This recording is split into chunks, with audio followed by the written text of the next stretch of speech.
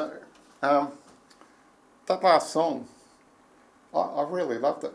What was it about? Same way. It's a song about a guy that's had his heart broken by another guy, really. I mean, they were best friends, but he was in love with him, and he's talking to his girlfriend, the man's girlfriend, and he's saying that we feel the same way about this guy. He's not being very nice about it. He's making her feel terrible. So he's spilling his guts out, but it's still a jealous song. Yeah. It's got that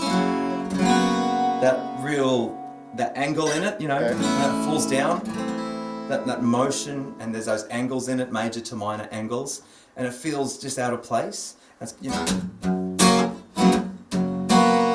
those chords feel out of place, and it's just like throwing it around.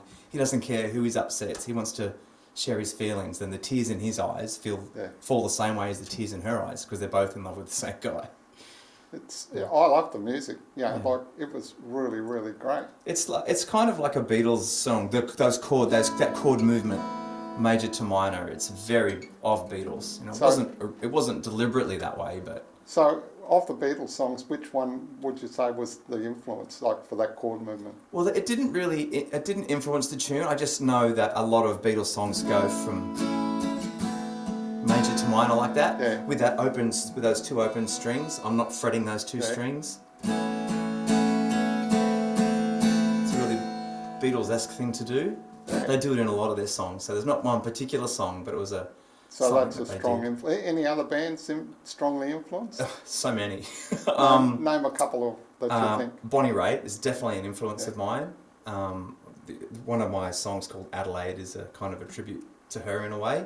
There's a red guitar in that song, and it's her red hair. So Bonnie Raitt, Hendrix, guitar players, but also songwriters, more so Joni Mitchell. Funnily enough, Jaco Pastorius, I'm a bass player, so Jaco Pastorius, Marcus Miller, Miles Davis. There's a lot of... you're going back into the 1940s there, aren't you? 50s, 60s, 70s... Yeah. No, I meant with Miles Davis, he's a bit before them, isn't he? Yeah, that cool jazz. But guys that play with him in those melodies, I really enjoy. So, a lot of my melodies might be hard to follow because... Your music is not hard to follow. It's very easy listening. Oh, awesome. And very enjoyable. Thanks so much.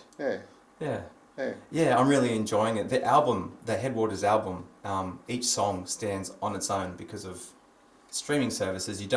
I felt I didn't have to go, okay, I'm a country artist. Okay, I'm a pop artist. I wrote a song for a reason, and I chose a style to highlight the theme of the tune. All of the songs are put together with mental health in mind. So there's a theme for the whole album. But some of them are pop tunes, some of them are rock songs, some of them are folk songs, blues. All the music that I've really enjoyed.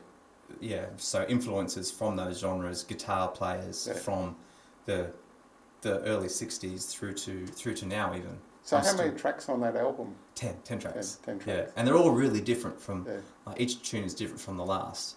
And what I hope is people will listen to that track and go, oh, okay. Listen to the next track and go, oh, okay. I think I've listened to a fair percentage of them because when I was cutting some films upstairs yesterday, I had that playing in the background. Awesome. Yeah. Thanks so much for having listened to it. That's so cool. Oh, it was great. All right. Thanks. Thank you for doing that.